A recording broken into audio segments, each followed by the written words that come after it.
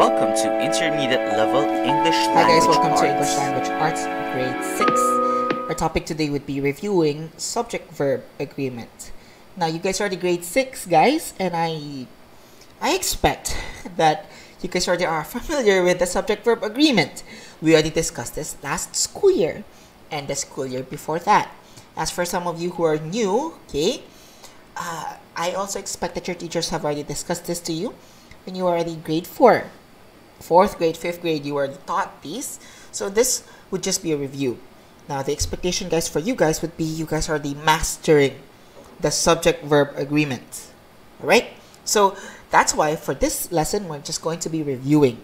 Now, for this one, we'll be discussing just your two basics. The two basic tenses. The first one would be simple present tense. Now, we're skipping all of the different rules, number 1, number 2, number 3, number 4, all of those enumerated rules, and we'll stick to what I've been teaching you ever since. This very basic chart. If you know this chart, guys, if you always follow this chart, if you keep this chart in mind, you're going to be doing really well with your sentences in simple present tense. Okay, so in this chart, guys, let's just go to this chart very quickly.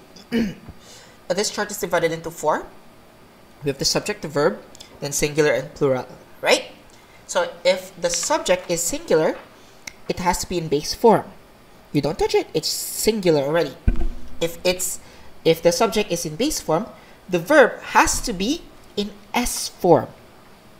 Okay? So he writes a poem, writes S form, right? But for example, if the subject is plural, right? If the subject is plural, it's going to be in S form. Okay, and the verb is going to be in base form. So for example, the kids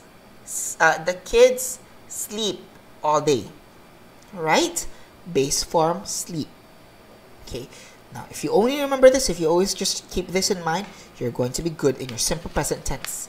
The other one would be your simple past tense. And compared to the simple present tense, the simple past tense, the subject does not matter. It only would matter if it's a be verb. Okay, but whether the subject is singular or plural, it won't matter. What would matter is if the verb is a regular or an irregular verb. Regular verbs, again, guys, the rule is you add d or ed. And for if it's an irregular, you change or don't change the spelling.